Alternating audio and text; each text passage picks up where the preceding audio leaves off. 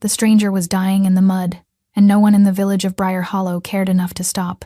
Soraya noticed him first by scent, not the sharp copper of blood, though there was plenty of that, but something beneath it, something rich and ancient, like pine forests after rainfall, like embers buried deep in ash. It called to a part of her she had learned long ago to silence. "Another beggar," muttered Widow Hester, stepping around the crumpled figure without breaking stride. "Probably a deserter from the northern wars. Let the crows have him." The market square bustled with its usual afternoon commerce, villagers weaving between stalls of withered vegetables and salted fish. None spared more than a passing glance at the man collapsed near the well. His clothes were rags, filthy and torn. Matted dark hair obscured his face. He could have been anyone. He could have been no one. But Soraya could not look away. She clutched her empty basket tighter, painfully aware of the 3 copper coins in her pocket, all that remained until the next moon's wages from the tannery. Wren needed medicine. The roof needed patching before the autumn storms. They needed everything, and she had almost nothing. "Walk away," she told herself. "You cannot save everyone." The stranger stirred, lifting his head just enough for her to glimpse his face, sharp cheekbones beneath layers of grime, a jaw shadowed with days of stubble, and eyes gods above, his eyes the color of molten amber, burning with fever and something far more dangerous. Those eyes found hers across the square, and Soraya felt the ground shift beneath her feet. "Omega," someone sneered. Soraya turned to find 3 young alphas from the tanning district swaggering toward the fallen man. She recognized their leader, Brennan, the overseer's son, who had cornered her behind the workshop last winter. She still remembered his hands, his threats, the way he had laughed when she fought back. "Looks like we've got ourselves some entertainment." Brennan kicked the stranger's ribs with casual cruelty. The man grunted, but did not cry out, his amber gaze never leaving Soraya's face. "Pathetic," Brennan spat. "Can't even beg properly. What's wrong, dog? Lost your voice?" The stranger's lips moved. Words emerged, barely audible, in a language Soraya did not recognize, but she understood the tone, not pleading, warning. Brennan laughed and kicked him again, harder. "Does the beggar think he's threatening me?" Something hot and reckless ignited in Soraya's chest. Before she could think better of it, she was moving, placing herself between the alphas and the fallen stranger. "Leave him alone." The words hung in the air like a challenge. Brennan's eyes widened, then narrowed with ugly pleasure. Well, the little Omega thinks she has teeth." He stepped closer, his alpha scent thick with aggression. "Maybe I should remind you of your place. My place is wherever I choose to stand." Soraya's voice trembled, but she held her ground. "And right now, I'm standing here. You'd defend this filth? This worthless beggar?" Brennan gestured contemptuously at the stranger. "He's probably diseased, definitely dying. What could he possibly matter to you?" Soraya looked down at the man behind her. His eyes had not left her face, and in their amber depths, she saw something that made her forget how to breathe. Not gratitude, but recognition. As if he had been waiting for her. As if he had always known she would come. "He matters because he's a person," she said quietly. "And I will not watch another person be kicked to death for sport." The stranger made a sound then, low and rough. It might have been a word. It might have been her name, though she had never told it to him. The sound sent shivers cascading down her spine. "She wants the beggar," one of Brennan's companions laughed. "Let her have him. They deserve each other, worthless Omega and worthless vagrant." Brennan held Soraya's gaze for a long moment, violence simmering behind his eyes. Then he smiled, and it was worse than his anger. "Fine. Take your beggar, little Omega. But remember this kindness when you come crawling back to the tannery. Remember who showed you mercy." He leaned close enough that his breath fouled her cheek. "And remember that mercy always has a price." The alphas departed, their laughter echoing across the square. Only when they vanished around the corner did Soraya allow herself to breathe. She knelt beside the stranger, her hands hovering uncertainly over his battered body. Up close, the wrongness of his condition became starkly apparent. Beneath the dirt and blood, his skin held an ashen pallor that spoke of poison, not mere injury. Dark veins crawled up the side of his neck, pulsing with something that looked almost black. "Can you stand?" she asked. Those amber eyes studied her with unnerving intensity. When he spoke again, his accent was thick, the words halting. "You should not have done that." "Probably not," Soraya agreed. "Can you stand?" A ghost of something crossed his features, surprise, perhaps, or the memory of amusement. "For you, I will try." It took all her strength to help him rise. He was larger than she had realized, tall enough to dwarf her, broad across the shoulders despite his gaunt frame. His weight against her side felt like anchoring herself to a mountain. "I have nothing to offer you," he said as they stumbled toward the edge of the square. "No coin. No name worth speaking. I didn't ask for anything." "Why help me then?" Soraya thought of all the times she had needed help and found none. Thought of her mother dying while the village healer demanded payment they could not afford. Thought of Ren's thin face, of the endless hunger that had become their constant companion.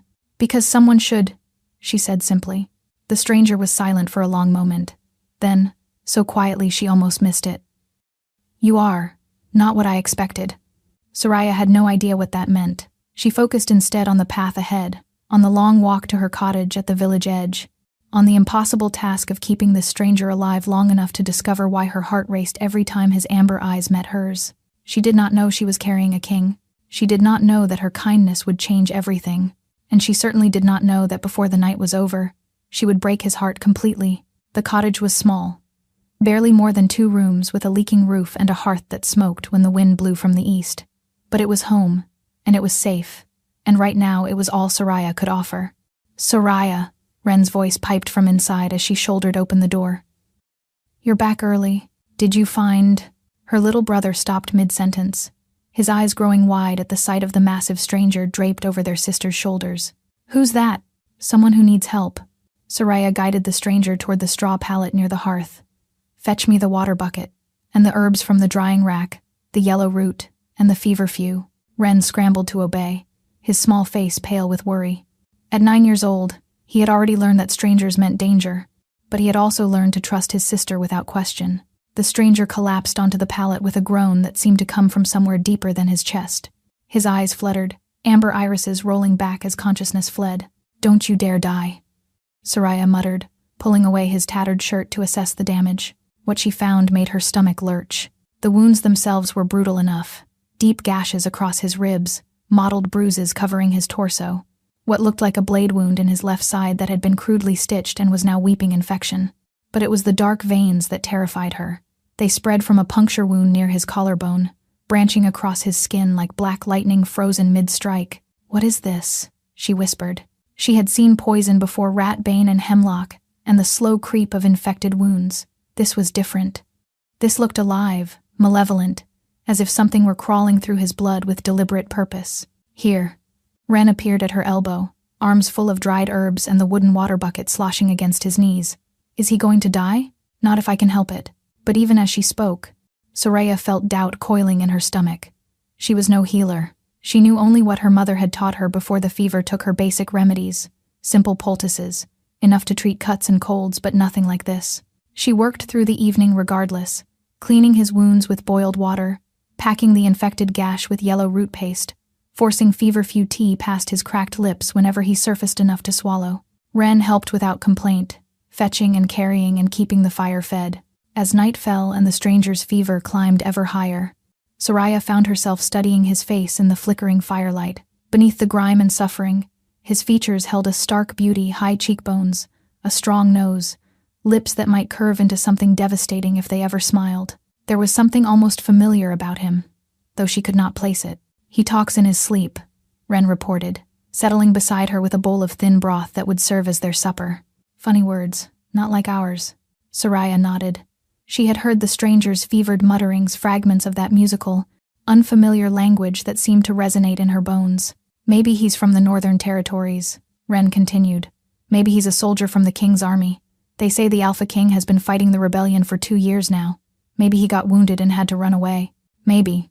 Soraya sipped her broth without tasting it. "Or maybe he's just a traveler who fell on hard times." "Do you think the Alpha King is really as terrible as everyone says?" Ren's voice dropped to a whisper, as if speaking treason even in their own home. "Widow Hester says he's a monster. She says he burns villages and takes omegas for his harem and bathes in the blood of his enemies." The stranger made a sound something between a growl and a groan. Soraya's head snapped toward him, but his eyes remained closed, his breathing still ragged with fever. "Widow Hester says a lot of things," she murmured. But the truth was, she had heard the same stories. Everyone had. The Alpha King of Valdoria was a name spoken in whispers, a shadow that loomed over the entire realm. His war against the rebel lords had dragged on for years, leaving devastation in its wake. Refugees flooded the southern villages with tales of burned fields and slaughtered innocents. I hope I never meet him, Soraya said quietly. Any alpha who would cause such suffering, who would use his power to crush those weaker than himself. She shook her head. That is not strength. That is cruelty wearing a crown. The stranger's eyes flew open. Soraya gasped, nearly dropping her bowl. His gaze was clearer than before, the fever still present but banked somehow, and fixed on her face with devastating intensity. You hate him. His voice was rough as gravel, his accent thick, but the words unmistakable. The king. Soraya's cheeks flushed, caught speaking ill of royalty to a stranger whose loyalties she did not know. I don't know him. I only know what I've heard, and what you've heard makes you hate him. What I've heard makes me fear him, and pity anyone unfortunate enough to draw his attention. She lifted her chin. Why? Do you serve him? Are you one of his soldiers? Something shifted in his amber eyes, pain that had nothing to do with his wounds. A darkness that seemed to swallow the firelight. No, he said finally. I am no one's soldier. But even as he spoke, Soraya saw his hands clench in the rough blanket, saw the muscle feather in his jaw. He was lying. Or rather, not telling her everything, which amounted to the same thing. You should rest, she said, rising to put distance between them. The fever will break by morning, or it won't. Either way, there's nothing more I can do tonight. The stranger caught her wrist as she turned away. His grip was weak, trembling, but his touch sent lightning racing up her arm. Thank you, he said, for your kindness. For defending me when you had no reason to. Soraya looked down at his hand on her wrist, at the black veins crawling toward his fingers. Everyone deserves kindness. No. His voice dropped to something barely above a whisper. Not everyone. His eyes closed, and his grip went slack as unconsciousness claimed him once more. But his words echoed in Soraya's mind long after Ren had fallen asleep in his corner and the fire had burned down to embers. Not everyone deserves kindness. What had this stranger done, she wondered, to believe that about himself? Soraya woke to the sound of screaming. She scrambled upright, heart pounding, reaching instinctively for the knife she kept beneath her pillow. But the cottage was undisturbed. Ren still slept, curled in his blankets. The fire had died to coals, and the screaming was coming from the stranger. He thrashed on the pallet, back arched, cords standing out in his neck as sounds tore from his throat that barely seemed human. His skin glistened with sweat, and in the dim glow of the embers, Soraya could see the black veins pulsing, spreading, and climbing toward his face. Wake up! She dropped to her knees beside him, grabbing his shoulders. His skin burned beneath her palms. It's a dream. You're safe. Wake up. His eyes snapped open, but they were wrong, no longer amber but molten gold, blazing with an inner light that made her breath catch. And his scent, that pine and ember scent she had noticed in the market, suddenly crashed over her like a wave, so potent it made her vision swim. Alpha. The word blazed through her mind. Not just any alpha, something more, something ancient. You, he rasped, and his voice had changed too, deeper, resonant with a growl that vibrated in her chest. I can smell you. I've been smelling you for hours, trying to resist, trying to remember why I shouldn't. His hand came up to cup her face, and Soraya knew she should pull away. Every instinct screamed danger, but his touch was reverent, trembling, and his golden eyes held such raw hunger that she could not move. Mate, he breathed. You're my mate. I knew it the moment you stood between me and those alphas. I knew it, and I tried to fight it, but the poison is burning away my control and I can't. I don't understand. Soraya's voice came out strange, breathy. Her body was responding to him without her permission, heat pooling low in her belly, her pulse racing in her throat. We just met. How can you possibly? Do you feel it? His thumb traced her cheekbone, and the touch left trails of fire on her skin. This pull between us, this need. Tell me you feel it too. She did. Gods help her, she did. From the moment she had seen him collapsed in the square, something in her had recognized him, called to him, and yearned for him in ways she could not explain. This isn't real, she whispered. It's the fever, the poison. You don't know what you're saying. I know exactly what I'm saying. His other hand found the curve of her waist, drawing her closer despite her weak resistance. I've waited 300 years for you, 300 years of loneliness and duty and endless, empty nights. And now you're here, and you're perfect, and you think I'm a monster. 300 years. The words should have shocked her, should have broken the spell. But the gold of his eyes held her captive, and his scent wrapped around her like chains she had no desire to escape. "I don't think you're a monster," she heard herself say. "You do. You said you hate the Alpha King. You said any alpha who would cause such suffering deserves only pity and fear." The words hit her like cold water. She remembered saying them, remembered the way his eyes had flickered with pain. "You're not." She couldn't finish the sentence, couldn't make her mouth form the impossible question. He answered it anyway. "I am Kaelin," he said, his voice cracking on the name like a confession, like a curse. "First of my name, Alpha King of Valdoria, and you, my beautiful brave, impossible Omega, you are the mate I never thought I would find." Soraya's world tilted. The Alpha King, the monster of every bedtime story and whispered warning, the tyrant whose war had displaced thousands, whose name mothers used to frighten children into obedience. She was in her cottage with the Alpha King, and he was calling her his mate. No. She tried to pull away, but his grip tightened, gentle but inexorable. "I'm sorry." Tears gathered in those golden eyes, actual tears, tracking down his fever-flushed cheeks. "I'm sorry for everything you've heard, for everything my enemies have made you believe. But I cannot let you go. The bond won't let me, and the poison is spreading, and if I don't claim you now, I will die and leave you alone, and I cannot." "This isn't fair," Soraya gasped. "You can't just decide." "I'm not deciding anything." His forehead dropped to hers, his breath hot against her lips. "Fate decided long before either of us was born. I am only surrendering to it." His mouth found her throat, and Soraya's protest died in her chest. His lips traced the column of her neck, searching, tasting, until they found the spot where her pulse hammered beneath her skin. "Tell me to stop," he growled against her flesh. "Tell me you don't want this, and I will fight until the poison takes me. I will die before I force you." Soraya opened her mouth to say the words. To refuse him, this stranger, this king, this impossible twist of fate. But what emerged was something else entirely. "Don't stop."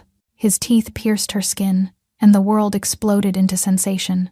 Pain and pleasure tangled together, racing through her veins like liquid fire. She felt him everywhere in her blood, in her bones, in the deepest reaches of her soul where she had always felt alone. And then she felt something else, something dark and wrong surging through the bond between them. The poison. It was inside her now. Soraya screamed as agony ripped through her body, as her vision went black at the edges, as she felt herself falling into an abyss with no bottom. The last thing she heard was Kaelin's voice, raw with horror and despair. No.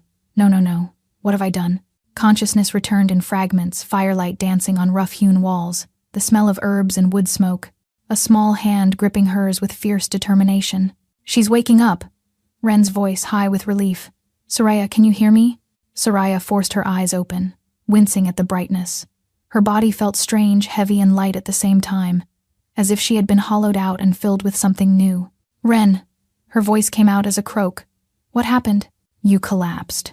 Her brother's face swam into focus, pale and tear-streaked. "Both of you collapsed. I didn't know what to do.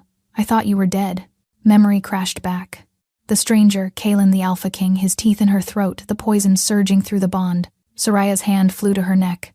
Her fingers found smooth skin, unmarked, as if the bite had never happened.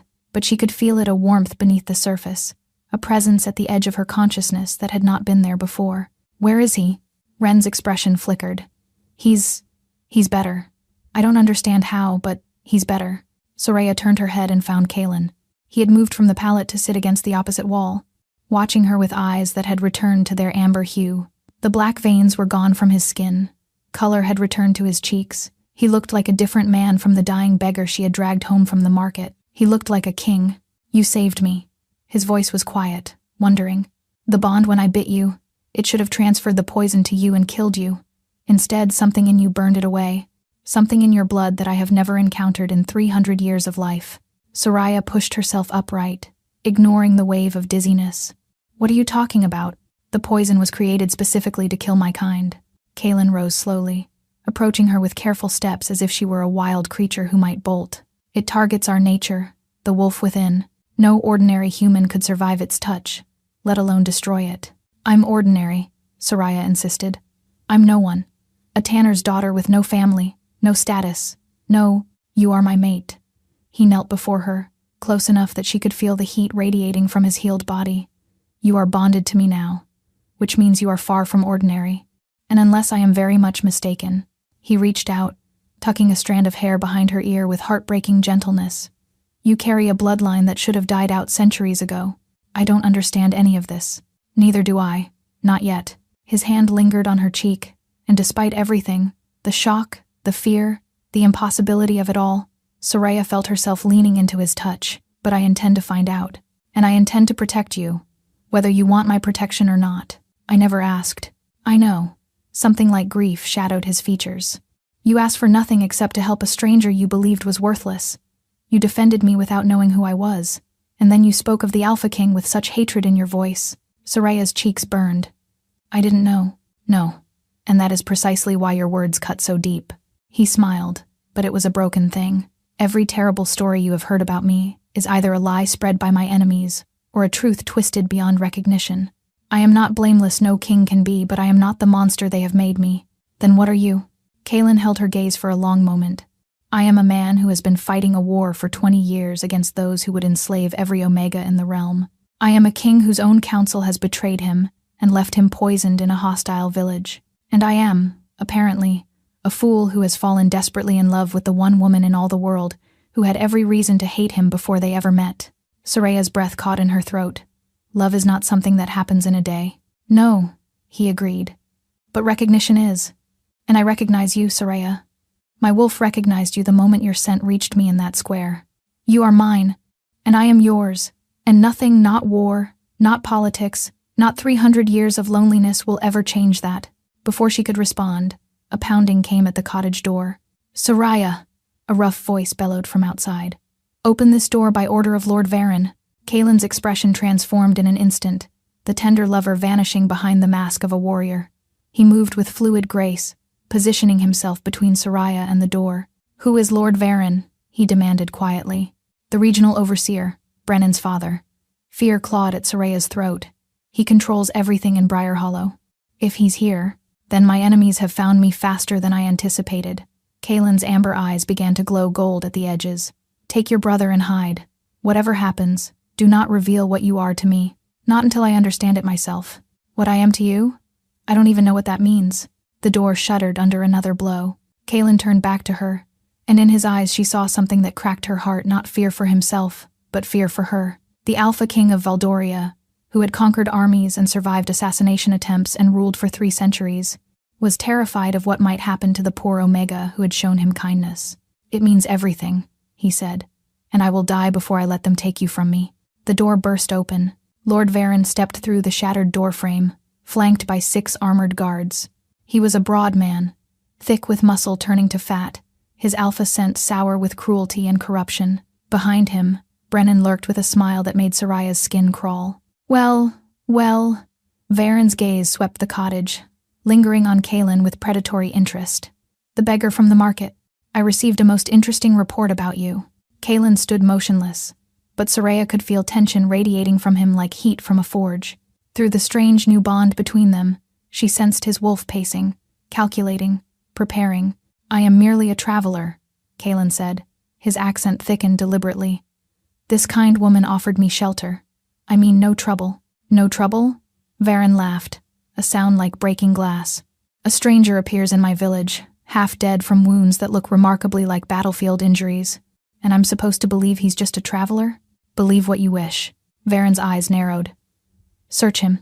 2 guards moved forward. Kaelin allowed them to approach, standing perfectly still as they patted down his ragged clothing. Soraya held her breath, unsure what they might find. "Nothing, my lord," one guard reported. "No weapons, no coin, no identification." "Interesting." Varen circled Kaelin slowly, studying him like a horse at auction. "No identification, yet you carry yourself like a man accustomed to authority. Your accent marks you as northern-born, yet you wear southern rags. And those wounds..." He paused, leaning closer. "Those wounds were made by claws, not blades." Soraya's pulse faltered.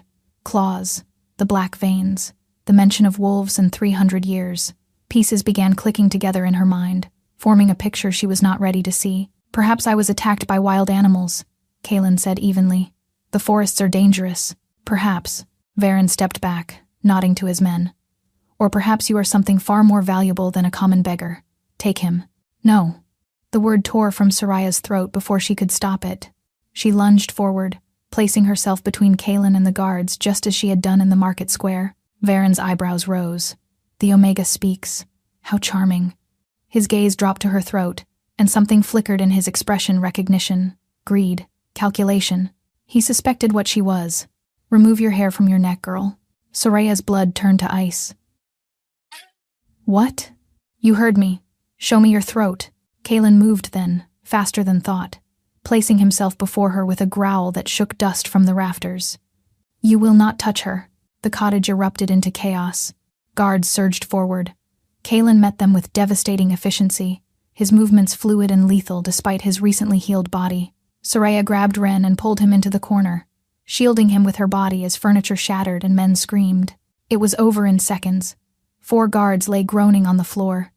The remaining 2 had retreated to flank their lord, swords drawn with trembling hands. Kaelin stood in the center of the destruction, breathing hard, his eyes blazing full gold. In that moment, he looked nothing like a beggar. He looked like exactly what he was, a predator who had been pretending to be prey. Impossible, Varen breathed. The poison should have killed you. We watched them administer it ourselves. We, the word hung in the air like a death sentence. So, Kaelin's voice had dropped to something barely human, resonant with power that made the walls tremble. You are the ones who betrayed me. You and whatever council rats paid you to do their dirty work. Varen's face went pale, then red with desperate fury. You don't understand. The realm is better off without you. Your obsession with protecting Omegas. Your refusal to let the old ways continue. You're destroying everything the nobility has built. The old ways. Kaelin's laugh was hollow. You mean the trafficking, the forced bonds, the breeding farms where Omegas are treated like livestock. Soraya felt sick. She had heard whispers of such things, dark rumors from the northern territories where the rebel lords held power, but she had never imagined. They are Omegas, Varen spat. They exist to serve, to breed, to be owned. That is the natural order. And you? Kaelin moved. One moment he stood across the room. The next, his hand was wrapped around Varen's throat, lifting the larger man off his feet with terrifying ease. The natural order, Kaelin said softly, is whatever I say it is. I am the Alpha King, and I have spent 20 years trying to drag this realm out of the darkness that men like you would condemn it to.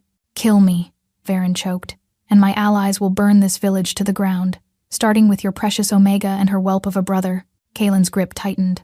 Soraya could see the war in his eyes, the king who knew Varen was right, battling the wolf who wanted nothing more than to tear out his throat. Kaelin. She spoke his name for the first time, and his entire body shuddered at the sound. Don't. Please. Not for us. He turned to look at her, and in his eyes she saw something shatter. I have to go, he said, releasing Varen to crumple gasping on the floor. If I stay, they will use you against me. They will hurt you to break me, and I cannot. His voice cracked. I cannot watch that happen. Then take us with you. I can't. The words seemed to cost him everything. The journey to my territory is long and dangerous, and you are newly bonded. The strain could kill you before we reached safety. He crossed to her, cupping her face in his hands with desperate gentleness. I will send for you. The moment it is safe, I will send my most trusted warriors to bring you home. Home? Soraya's eyes burned with tears she refused to shed. I don't even know where that is anymore. Wherever I am. He pressed his forehead to hers, breathing her in. Wherever you are, that is home now. A commotion outside, more guards approaching, drawn by the sounds of combat. Kaelin pulled back, his expression hardening into royal command.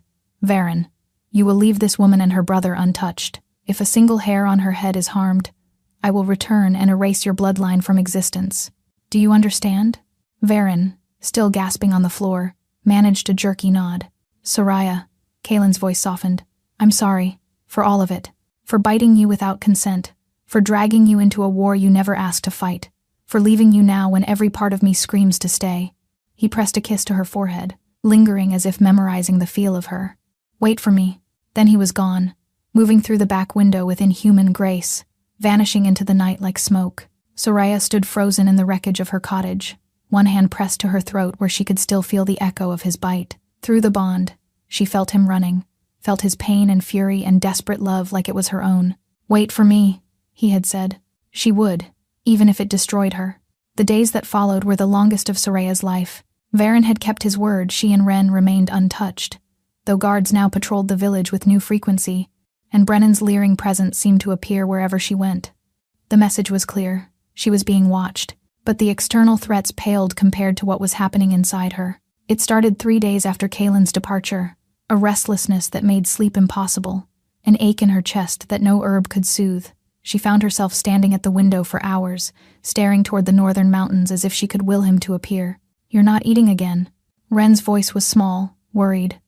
"Soraya, please. You're scaring me." She looked down at the bowl of porridge that had gone cold in her hands. When had she last felt hungry? When had she last felt anything except this gnawing emptiness? "I'm fine," she lied. "Just tired." But she was not fine. Each day, the ache grew worse. Her skin felt too tight, her blood too hot. She would wake in the night gasping from dreams so vivid they left her shaking. Dreams of running through moonlit forests, of golden eyes in the darkness, of a voice calling her name in that musical northern tongue. And sometimes, in the space between sleeping and waking, she could feel him. Kaylin. His presence brushed against her consciousness like a hand reaching through fog. The incomplete bond still transmitted emotions, his worry, his longing, his desperate determination to reach her, but each transmission left her weaker than before, draining her life force drop by drop. He was alive, he was fighting, and he was coming for her. On the 7th day, Brennan came to the cottage. "My father requests your presence," he said, his smile oily with satisfaction. "There are questions about your guest." Soraya had no choice but to follow. Ren clung to her hand as they walked through the village toward the overseer's manor, his small face pale with fear. The manor was the largest building in Briar Hollow, a stone structure that had once been a minor lord's hunting lodge. Varen had claimed it years ago, turning it into a seat of petty power from which he ruled the village with an iron fist. Inside, the great hall had been arranged like a courtroom. Varen sat in a high-backed chair, flanked by advisors. Soraya did not recognize hard-faced men in traveling clothes whose scent marked them as powerful alphas. "Ah, the Omega." Varen gestured magnanimously. "Come forward, child. My associates have questions." Soraya approached on unsteady legs. Through the bond, she felt a sudden spike of alarm. Kaylin, somehow sensing her distress across the miles. "This is her?" One of the strangers circled her slowly, nostrils flaring. "The one who somehow survived the mating bite?" "So our local guards reported." Varen leaned forward eagerly. "Remarkable, isn't it? The poison should have transferred through the bond and killed her within minutes. Instead, she appears completely healthy. Appears being the key word." The stranger stopped before her, tilting her chin up with cold fingers. "Remove the hair from your neck." Soraya's hand trembled as she obeyed, revealing the smooth skin where Kaylin's bite had healed without a trace. The stranger inhaled sharply. "There's no mark. The bond is incomplete." "What does that mean?" Varen demanded. "It means she's dying." The stranger released her chin with something like disappointment. "The mating bond requires reciprocation to stabilize. Without her bite on him, the connection will slowly consume her life force. She has perhaps 2 weeks, maybe less. And the deterioration accelerates rapidly toward the end." The world tilted beneath Soraya's feet. Dying. She was dying. Fascinating. Varen stroked his chin thoughtfully. "Can we use her? As bait, perhaps, to draw the king back?" "We don't need bait anymore." The stranger smiled coldly. "Our forces intercepted his convoy 3 days ago. The Alpha King is our prisoner. By the next full moon, he will be publicly executed, and the realm will finally be free of his interference." "No." The word screamed through Soraya's mind. Through the bond, she felt Kaylin's presence flicker weak, wounded, but still alive. "The Omega is useless to us, then." Varen waved dismissively. "Kill her and the boy. We can't have loose ends." "No!" Soraya pulled Ren behind her, backing away from the advancing guards. "Please, he's just a child." "He's a witness." Varen's voice was bored. "Nothing personal, my dear." A guard seized her arm. Soraya struggled, but her weakened body refused to obey. Through the bond, she felt Kaylin's sudden surge of fury, of desperate helplessness, and something else, a command, ancient and primal, that seemed to echo from the very earth beneath her feet. Protect her. Protect them. Now. The manor doors exploded inward. Wolves poured through the opening, massive creatures with silver fur and golden eyes, their snarls shaking the walls. They fell upon the guards with savage efficiency, driving the alphas back in a chaos of blood and screaming. Soraya grabbed Ren and ran for the nearest exit, but a wolf cut off her path, the largest of the pack.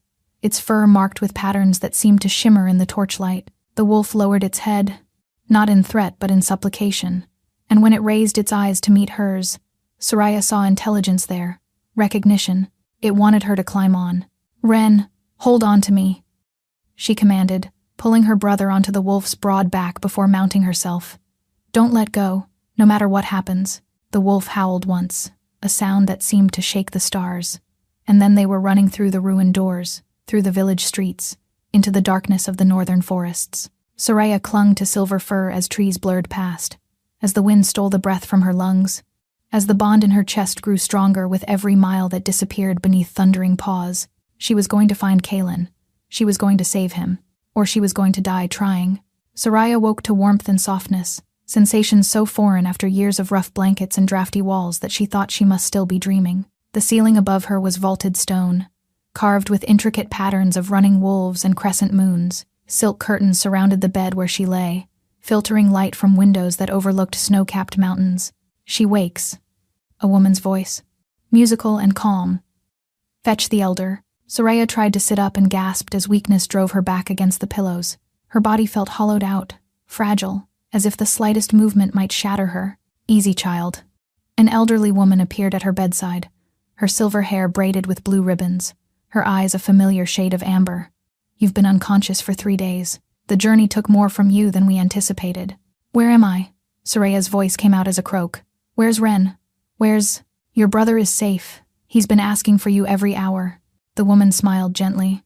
"You are in the citadel of the Northern Pack, the seat of the Alpha King's power. I am Thessaly, elder of the High Council and, I suppose, the closest thing to a healer you'll find among our kind. Northern Pack, Alpha King." The words tumbled through Soraya's mind, connecting with fragments of legend and whispered story. "Werewolves," she breathed. "You're all werewolves. We prefer the term shifters, but yes." Thessaly settled into a chair beside the bed. "And before you ask, yes, your mate is one of us. The first and most powerful of our kind, born over 300 years ago when the world was younger and magic ran more freely through the earth. Mate." The word sent a spike of longing through Soraya's chest. "Where is he? The wolves who rescued us, they said he was captured." Thessaly's expression grew grave. "He was, but the king is not easily caged. He escaped his captors 2 days ago and has been fighting his way north ever since." She paused. "He knows you're here," the bond tells him, "but he also knows that I'm dying." Soraya finished the sentence quietly. "The man at the manor said the bond was incomplete, that without my bite on him, it would consume me." He spoke truly. Thessaly reached out to brush a strand of hair from Soraya's face, her touch gentle and ancient. "The mating bond is sacred among our people, a joining of souls that transforms both partners. When an alpha bites an omega, he gives part of his essence to her. But for the bond to stabilize, she must return the gift. Otherwise the essence burns through her." Soraya closed her eyes against the tears that threatened. "How long do I have?" "A week, perhaps 2, if you rest and conserve your strength. But the final days will come swiftly." Thessaly's voice softened. "But there is something else you should know, child. Something that has puzzled us since the wolves brought you here." Soraya forced her eyes open. "What? You should have died the moment Kalen bit you. His venom is lethal to ordinary humans. Even most omegas cannot survive a mating bite from one as old and powerful as he." Thessaly leaned closer, her amber eyes intent. "But you not only survived, you burned away the assassination poison that was killing him. You healed through the bond in ways we have never witnessed. I don't understand. Neither do we. But our scholars have been searching the ancient texts, and they found something remarkable." Thessaly produced a worn leather tome, opening it to a page illuminated with silver ink. "There is a bloodline lost, we thought, centuries ago that carries a gift. A divine spark from the first Omega, the goddess who created our kind alongside the first Alpha." Soraya stared at the illustration on the page. A woman wreathed in moonlight, her eyes glowing with power, her hand resting on the bowed head of a great silver wolf. "The Omega Ascendant," Thessaly continued. "A mortal woman carrying the blood of the goddess herself. It is said that when she finds her true mate, her power awakens. That she can heal any wound, break any curse, and complete any bond, even one that should have been fatal. You think I'm—" Soraya couldn't finish the sentence. It was too impossible, too far removed from her life of poverty and struggle. "I think you are far more than you know." Thessaly closed the book gently. But the only way to prove it, the only way to save both yourself and your mate, is to complete the bond. How do I do that if he's not here? Before Thessaly could answer, shouts erupted from somewhere below. Running footsteps echoed through the stone corridors, growing louder by the second. The chamber door burst open, and Ren tumbled through, his face alight with excitement. "Soraya, the king is here. He's at the gates, and he's asking for you. And the wolves are all howling, and..." Soraya was already moving, throwing off the silk covers despite her weakness, driven by a force stronger than exhaustion. Through the bond, she felt him, felt his desperation, his love, his terror at what he would find. He thought she was dying. He thought he had killed her with his bite and his love and his inability to stay away.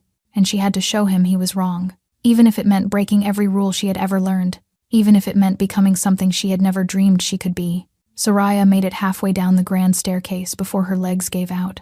She would have tumbled down the remaining steps if strong arms had not caught her arms that felt like coming home, that smelled of pine forests and embers and everything she had been craving since the moment he left. "Soraya." Kaelin's voice broke on her name. "Gods above, what have I done to you?"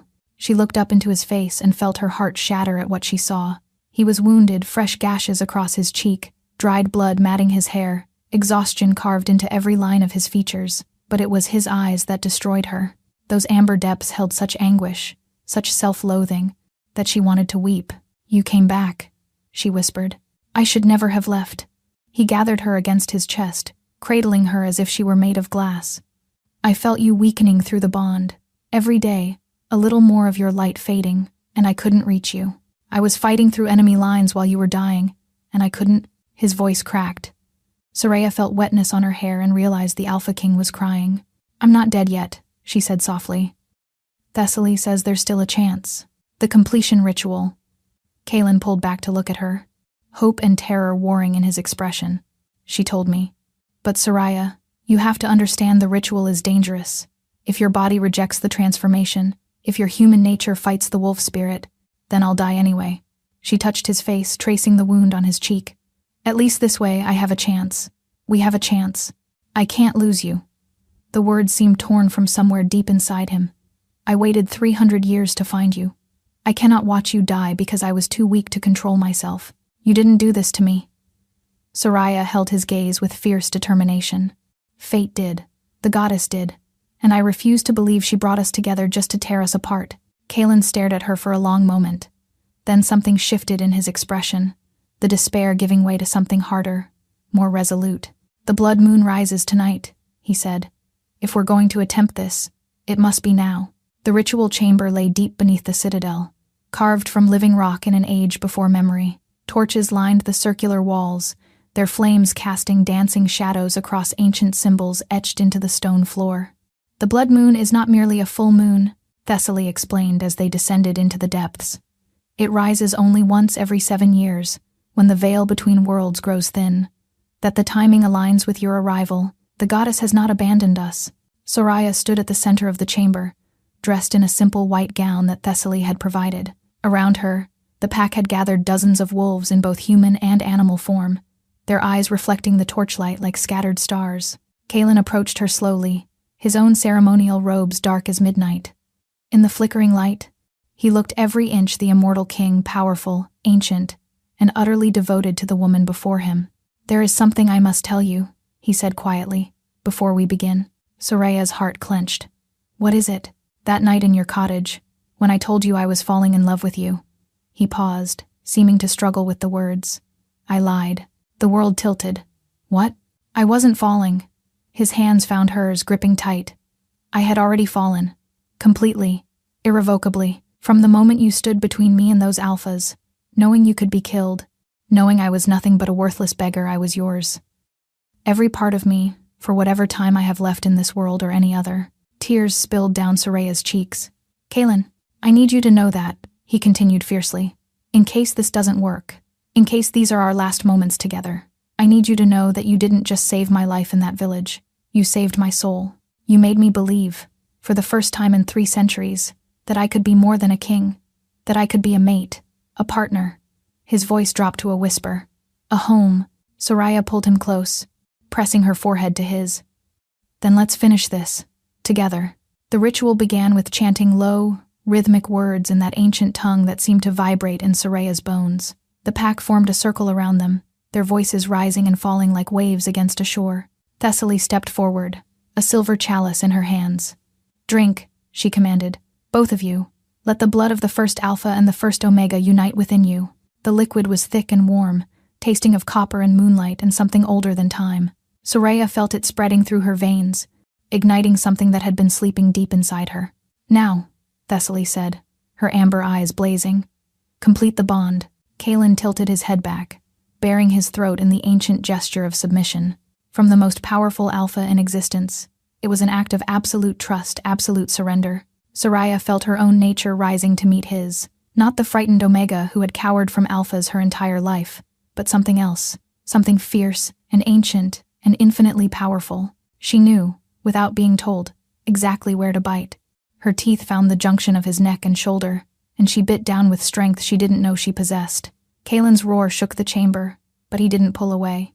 Instead, his arms came around her, holding her against him as their souls collided. The bond exploded between them like a supernova.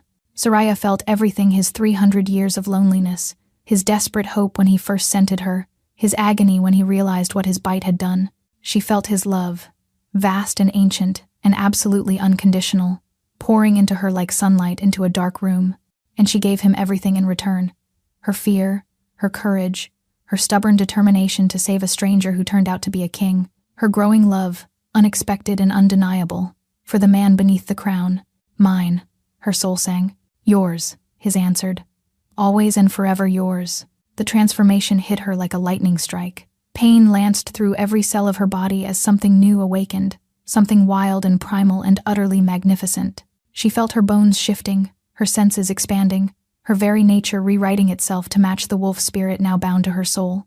When the agony finally faded, Soraya opened her eyes to find herself on all fours, her vision sharper than it had ever been, her body thrumming with power she had never imagined. She was a wolf, pure white fur, golden eyes, and a heart that beat in perfect rhythm with the massive silver wolf standing beside her. The pack erupted into howls of celebration. The bond between Soraya and Kalen pulsed with warmth and completeness, two halves finally made whole. Later, after they had shifted back and the celebrations had quieted, Soraya found herself standing on a balcony overlooking the moonlit mountains. Kalen's arms wrapped around her from behind, his chin resting on her shoulder. "My advisors are already planning the coronation," he murmured against her ear. "The realm hasn't had a queen in over 200 years. They're rather excited."